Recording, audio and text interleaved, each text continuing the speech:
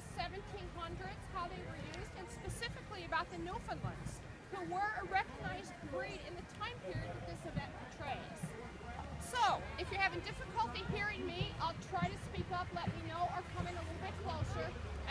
We were just talking about it, I don't have the oomph with my voice that Rodney has. Do be aware, though, that after my presentation immediately follows with Rodney's magic show. At 11:30, yeah. Okay, Yeah. so I just want you guys to know that. Also, after my presentation, we'll move off away from Rodney's area and we will do, you'll get a chance to look and talk to these dogs up close in person if you want to touch them, meet them, and or look at the harnesses or toys, packs, that kind of thing. We'll make that opportunity available. All right. These, as I said, are Newfoundland dogs. Newfoundland dogs have been recognized for a long period of time. The origin of the Newfoundland dog is a little bit unclear, but we know a few things that are artifactual. We know that the island of Newfoundland was rediscovered was discovered by the Norseman, Leif Erikson, in around 1000 AD, and a colony was established. It's assumed that the colony was there for about 60 years, and it's assumed that they brought with them their livestock, including dogs.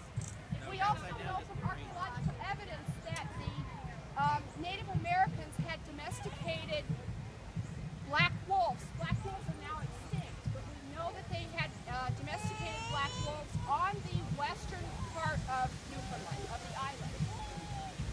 It's assumed that these black wolves and these dogs brought over by the Vikings interbred, because when the island was rediscovered in the end of the 1400s, there were feral dogs on that island that resemble the Newfoundlands that we see today.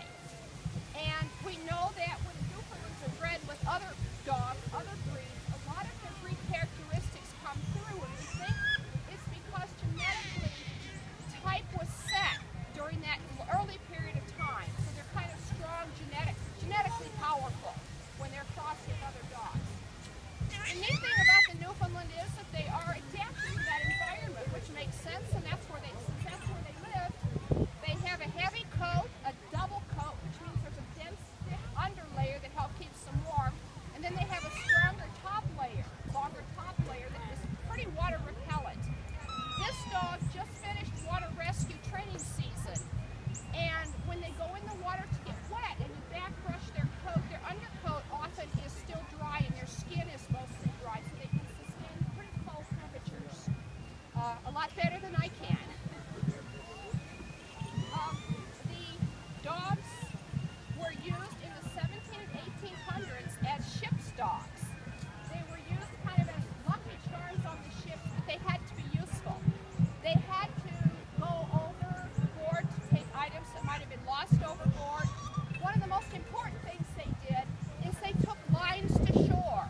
As a boat was coming into the rocky shores of the Newfoundland and the North Atlantic area, before the advent of trolley motors, they had to drop their sails, and they would send the dog overboard with a line in their mouth. The dog would take that line to people on shore, and then the men on shore could gently bring the boat in.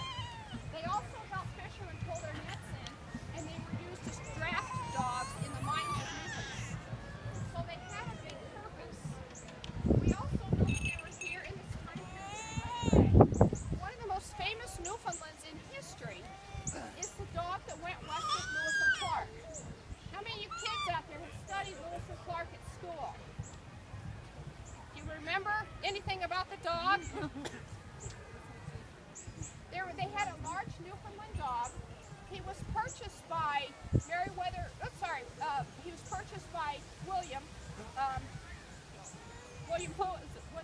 Lewis and William Clark. He was purchased by Meriwether Lewis in Philadelphia for the grand total of $20.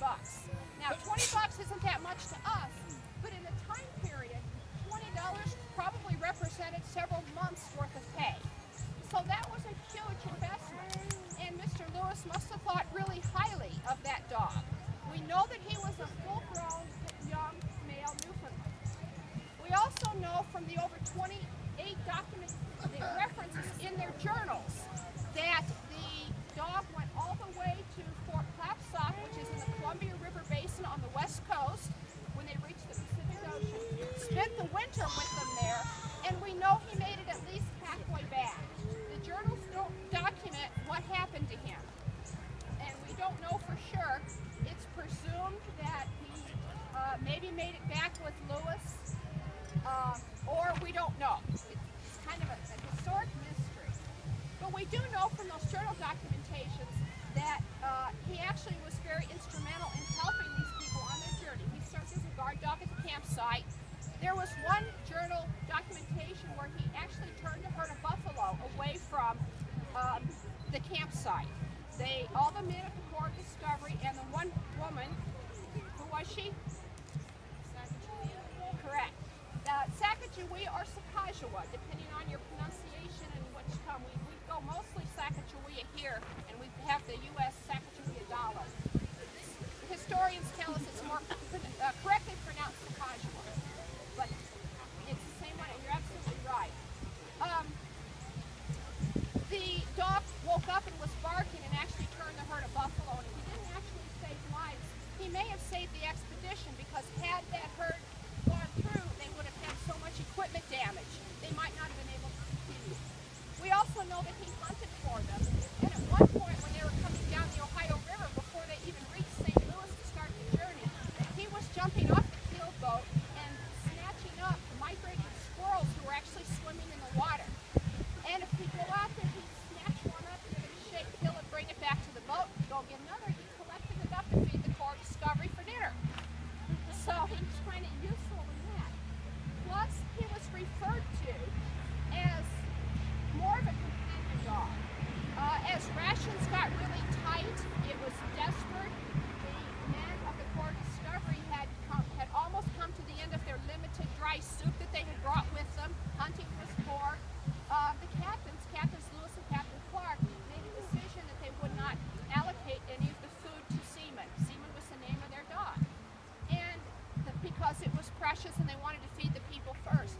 The men of the Corps of Discovery collectively each gave up a small amount of food so that Seaman had his fair share as well. And he was referred to as our dog, not just a tool or that kind of thing. He was also stolen at one point by Native Americans. It's presumed he was stolen to be part of their supper.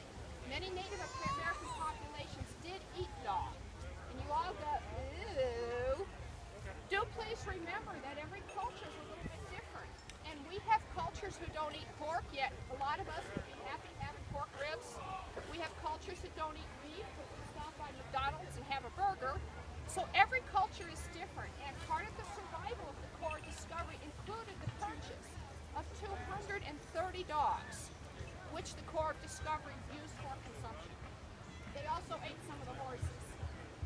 They traded and got horses from the Shoshone Indians, and among the horses were some youngsters. There's actually a place in the Montana-Oregon area called Colt-Filled Creek, because that's where they slaughtered and ate one of the horses. So you do what you have to do. Survival is survival. But Seaman was different. He never was thought to be part of the cook pot. In fact, when he was stolen, the men of the Corps of Discovery went after him to get him back, went after the Indians. Now you remember President Thomas Jefferson, you're good. Thomas Jefferson had commissioned the Corps of Discovery to find the Northwest Passage. Did they find the Northwest Passage? No. They didn't. Do you know why? Doesn't exist. That's correct. There isn't one. There may be with climate change. We may be making one up in the Arctic area. But the Northwest Passage was hoping to be a way to connect the Pacific Ocean to the Mississippi River. And that was the goal. Can you imagine if you could bring trade goods from the Orient across the Pacific and up through to the U.S.? It would take half your journey. You wouldn't have to go around South America. It would have been awesome to be able to cut across. Unfortunately, there wasn't. But the other part of the Corps of Discovery's mission was to populations and make friends with the native populations. They were expanding trade, and it seemed to be a good idea to not have hostile neighbors. Going after this, the Indians that had taken seamen was risk to the mission, and they documented in the journal that they were prepared for the taking of lives, if necessary, to get our dog back. That's saying a lot, because it's saying that he was really important. For the most part, dogs at the time period that you see here were seen as tools. And I've done small groups, and I've asked how many people like a shovel. How do you feel about a shovel? Well, of course you don't feel anything about a shovel, but it's useful, so you take care of it and you put it away and you don't want to lose it because it has use. They thought of animals in the same way. They weren't really emotionally attached. And I have to say that we work hard to be very correct in our presentations, but there's a couple of ways that we're not quite getting there. These are both 21st century house dogs who have all of the quality care, vet care, grooming, and an abundance of love that would be atypical for most animals in the time period we portray. And the other area where we're very incorrect period-wise is we carry plastic cleanup bags. So that's kind of a necessity as well. Margaret is about 17 months old, 18 months old. She's about a year and a half old. She's not yet pulling a whole lot of weight because she's not quite full-grown from a bone structure point of view. And she's carrying packs. Margaret has a Canine Good Citizen title and is beginning to work for some other competition things. This dog will be 4 this month. I forgot which one. 16. I fill out all those forms all the time. You think I know. Her name is Secret, and she is actively working and we've just finished water rescue season, actively competing, and she earned her most advanced water rescue title called the WRDX, Water Rescue Dog Excellent, this year. So we're really pleased with that. These tests have about a less than 10% passing rate, and we passed 4 out of 5 competitions. So that puts us at 80%, so we're pretty pleased. But they are difficult because the dog is off leash and they're working out away from you. You have no treats and you have no way to control them or to even touch them. She also, in her 21st century life, does draft dog work. She does rally competitions and obedience competitions. So she has a very active 21st century life. She's very people-oriented. She wants to be touched and loved. So, and I think Margaret's the same way. They're all, yeah. Go ahead. Margaret, I have a grandson that's 17 months old, and she watches Mason. He has done everything to her.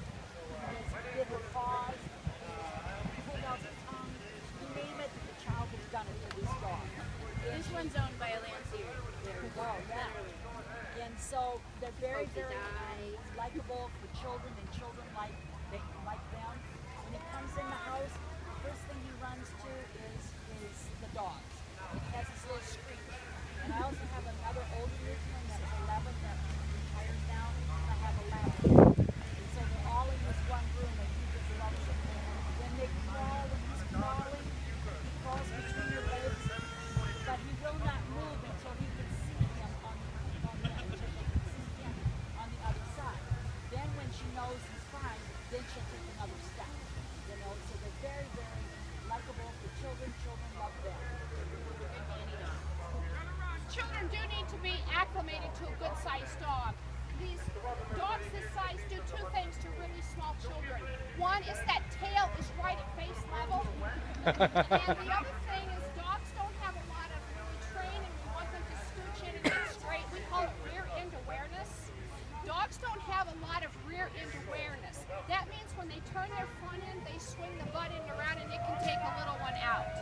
My children, when they were small, would sit down on the floor